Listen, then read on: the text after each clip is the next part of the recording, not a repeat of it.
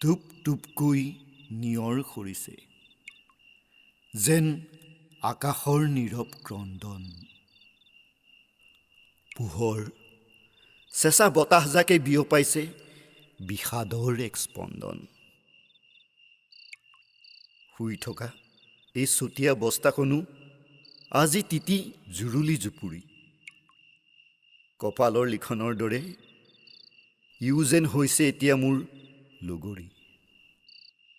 কোনোবাই দান দিয়া সেই পাতল কম্বলখনৰ বিন্ধাৰে শীতৰ তীব্ৰ কাঁড়বোৰে বিন্ধিছে মোৰ জীৰ্ণ শৰীৰৰ হাড়ে হাড়ে।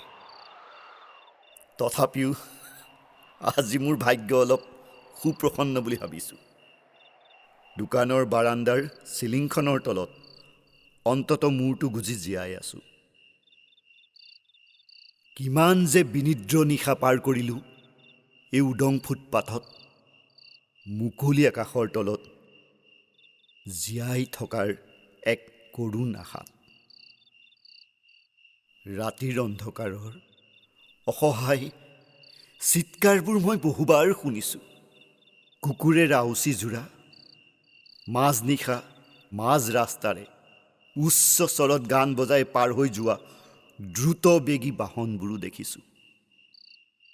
সেই কোলাহলৰ মাজতো চকু মুদিলেই ভাহি আহে মোৰ সোণ মইনা।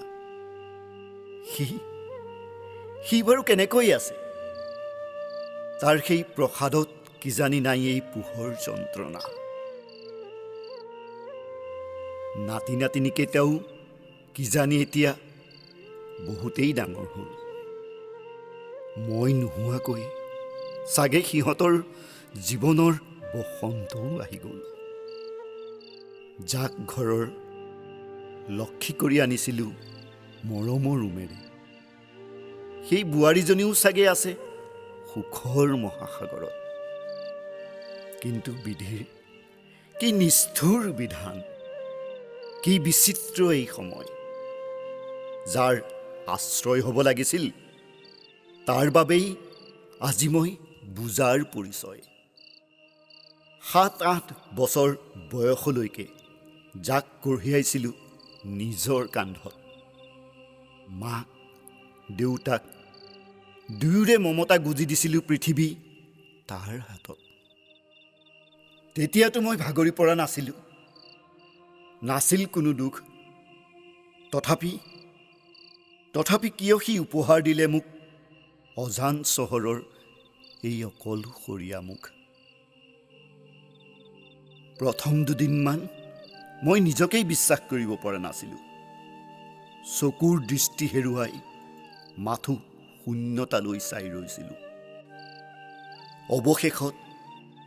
অৱশেষত এদিন যেতিয়া ভেটৰ তাৰণাত হাতখন পাতি দিলোঁ, পুৰণি সকলো সম্পৰ্ক মুচি মই মাথো এজন ভিক্ষাৰী হৈ পৰিলোঁ।